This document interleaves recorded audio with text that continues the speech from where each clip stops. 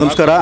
ಮೊದಲನೇದಾಗಿ ಇವತ್ತು ಏಪ್ರಿಲ್ 24ನೇ ತಾರೀಕು ಇಡೀ ನಮ್ಮ ರಾಜ್ಯಕ್ಕೆ ಗೊತ್ತಿರೋ ಹಾಗೆ ಇವತ್ತು ವರನಟ ಡಾಕ್ಟರ್ ರಾಜ್ಕುಮಾರ್ ಅವರ ಹುಟ್ಟುಹಬ್ಬ 97ನೇ ಹುಟ್ಟುಹಬ್ಬವನ್ನು ನಮ್ಮ ಕಸ್ತೂರಿ ಕನ್ನಡ ಡಾಕ್ಟರ್ ರಾಜ್ಕುಮಾರ್ ಸಾಂಸ್ಕೃತಿಕ ವೇದಿಕೆಯಿಂದ ಆಚರಣೆ ಮಾಡಿದ್ದೇವೆ.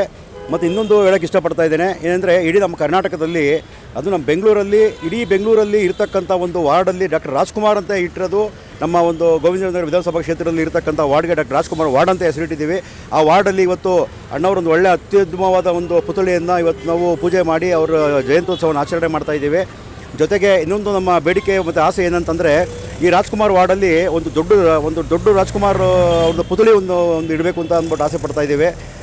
ನಮ್ಮ ಕಮಲಾನಗರದಲ್ಲಿ ಯಾವ ಥರ ಇದೆ ಅದೇ ರೀತಿ ಒಂದು ರಾಜ್ಕುಮಾರ್ ವಾರ್ಡಲ್ಲಿ ಕೂಡ ಒಂದು ಪುತ್ಥಳಿ ಇರಬೇಕು.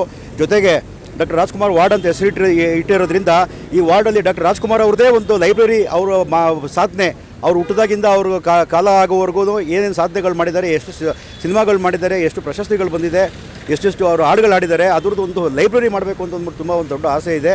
ದಯವಿಟ್ಟು ನಾನು ನಮ್ಮ ಕರ್ನಾಟಕ ಸರ್ಕಾರದಲ್ಲಿ ಮತ್ತು ನಮ್ಮ ಕ್ಷೇತ್ರದ ಶಾಸಕರಲ್ಲಿ ಕೇಳ್ಕೊಡೋದಿಂದನೇ ದಯವಿಟ್ಟು ಇದರಿಂದ ಎರಡಕ್ಕೊಂದು ಅವಕಾಶ ಮಾಡಿಕೊಡಿ.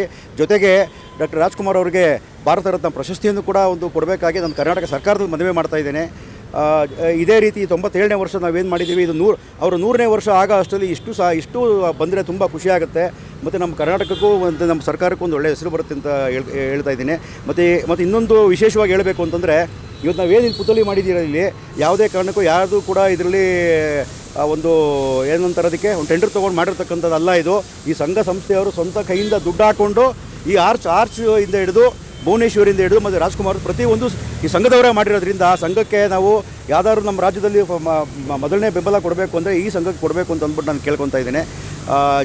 ಕೊನೆಯದಾಗಿ ಮತ್ತೊಮ್ಮೆ 97ನೇ ವರ್ಷದ ಡಾಕ್ಟರ್ ರಾಜ್ಕುಮಾರ್ ಅವರಿಗೆ ಜಯಂತ್ಯೋತ್ಸವದ ಹಾರ್ದಿಕ ಅಭಿನಂದನೆಗಳು, ಶುಭಾಶಯಗಳು. ನಮಸ್ಕಾರ.